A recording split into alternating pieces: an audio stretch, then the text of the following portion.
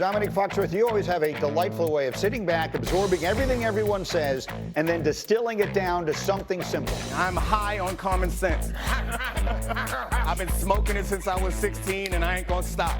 We all talk trash about our coworkers every now and then. Sorry, Jeff. I want to win as much as the next guy, but I ain't gonna shake my booty for you. Aaron Rodgers can't be the deodorant if he comes in smelling like ayahuasca-induced vomit. At some point, the Jets might just jet again, right? Yes, it's time for another edition of What Does D. Fox Say, the segment that brings us such phrases as ayahuasca-induced vomit, which is an all-timer that we'll never, ever stop bringing back. Let's get started on today's edition. If I were to say the NFC East is going to have a back-to-back champion for the first time in 21 years, what does D. Fox say? I say it will happen for the first time in 21 years. I think the Eagles repeat as division champs. I know everyone who watches this show knows that there's nothing more offensive to Graz. Well, there's one thing more offensive to Graz. Actually, there's one thing that we will not discuss. But this is one of the most offensive things to Graz, is the idea that someone could repeat in the NFC East. It just doesn't happen. And let's play it out, D. Wood. If the Eagles don't, then why? Like, what is the biggest flaw that they face? I want to say on the defensive side, they're replacing a lot of guys graduated from the program. They're depending on a lot of young guys to replace those guys. I think the big question I have is, are those guys going to be able to play up to the level that we saw the Eagles play at the end of the year? What's your question about the Eagles, if you have one? Interior offensive line, when you're dealing with multiple variables. So right now, look, Landon Donovan, we know, is hurt. Hopefully he'll be okay. Mekhi Becton graduated.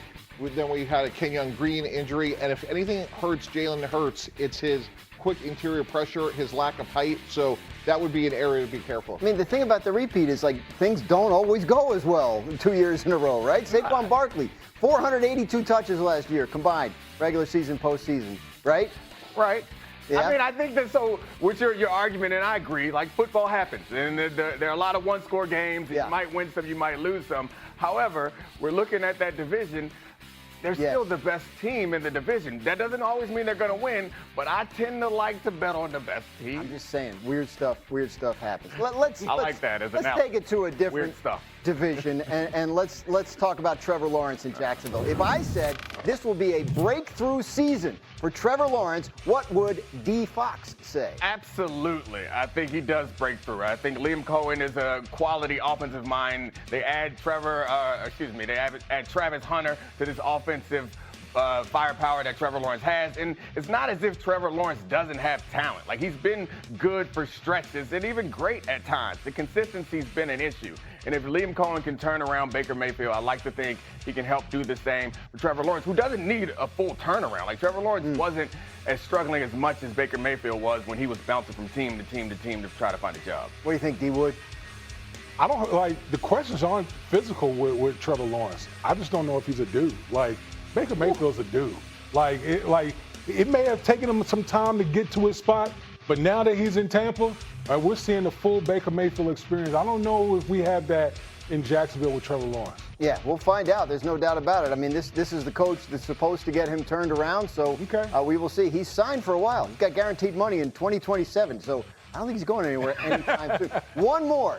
The Steelers announced yesterday that Aaron Rodgers will not play this weekend against the Bucs. If I were to say that is a mistake, that Rodgers sitting out the preseason is a mistake, what would D. Fox say? Yeah, I would agree with you. Like, he sat out last year's preseason, and it didn't turn out well. But I also think that, like, he's in a new situation.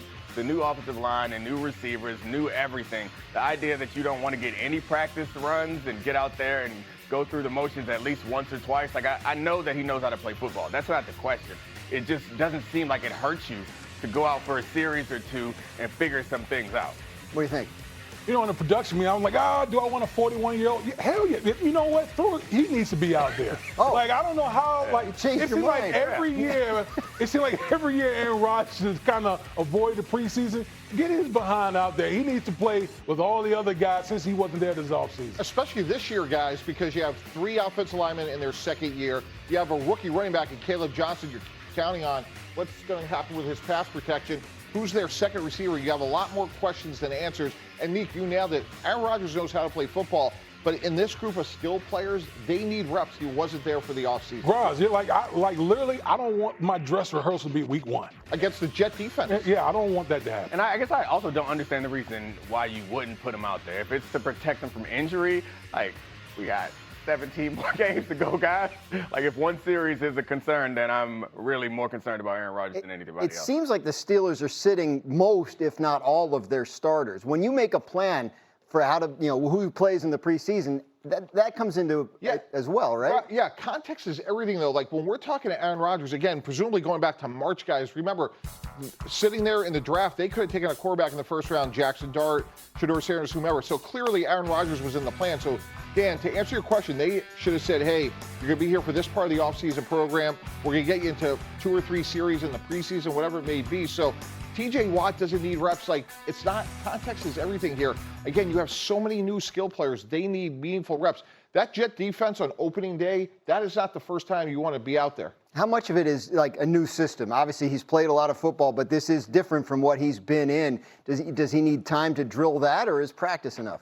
No, he needs time. Like, this is not the Nathaniel Hackett system that he's been running, with the Jets and with Green Bay. This is a different deal. This is not his offense like he's been, having with the Jets. So he needs time with the offensive line, skill position players. Again, he wasn't there this offseason. If it doesn't look like the Jets offense from last year, I could argue that that's a good thing. That's a great but I point. mean, like, how do you see this working with Aaron Rodgers, Arthur Smith, and that crew they have there? Yeah, I mean, there are going to be some growing pains, and that's why I think we all argue for a little bit of preseason, because maybe you can knock a little bit of the growing pains out of the way early, but there are going to be some challenges. Anytime you have this many new people in a new situation, there are going to be some challenges. So I think it comes together towards the end of the season for them, because I think they don't ask a whole lot. As long as they can, have some semblance of effective running game, I think things get a lot easier. I think to that point, a key name, guys, is Caleb Johnson, 3rd-round running back from Iowa. He is somebody that I thought was going to get drafted higher, really good outside zone runner. If he's productive for this guy, for this offense, it'll make Aaron Rodgers' life a lot easier. He's a great fit with what Arthur Smith wants to do, multiple tight ends. So to me, this is the real X factor. If they get him going, especially early, that'll buy time for this offense to come together. I think he's a guy you probably will see in the preseason, because he needs those. They have Jalen Warren in front of him. They have Kenny Gainwell, who was with the Eagles. So there's an interesting running back room, but they're looking at the rookie for maybe some big year 1 production. Lots more to come on our Football Friday. We're going to talk some Vikings, and we'll show you exactly why Minnesota believes J.J. McCarthy is the right guy to lead them to the Super Bowl this season. Plus, Instructing Caleb Williams from a lot of the poor habits or some of the things that he didn't do at USC and building him back up. And so in the process of doing that, what you want this young man to be comfortable so he can build upon that as long as he's in the game. So I look for screens, pass plays over the middle, things that are easy completions for a young quarterback.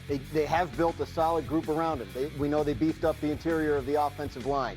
He was not their only first-round pick last year. Rome Odunze, the wide receiver, they drafted a tight end in the top 10 this year. Like, what are you looking to see in terms of his connection with the guys he was working with last year, maybe Odunze in particular? Yeah, I mean, I think that there's going to be a heavy play action situation in offense, and I think playing quarterback is a lot about making decisions. And for Caleb, the decision should be to get rid of the ball quickly to all of these playmakers. And understanding the tape that Mike T showed is the reason why people want Caleb Williams to be their quarterback. But the things that we have questions about is, can he run this offense or make decisions when to pull out those magic tricks, because sometimes trying to make every play into a home run, not taking the 3-4 yard pass or taking the easy decision, that's the scary part for a guy with that level of talent. Yeah, and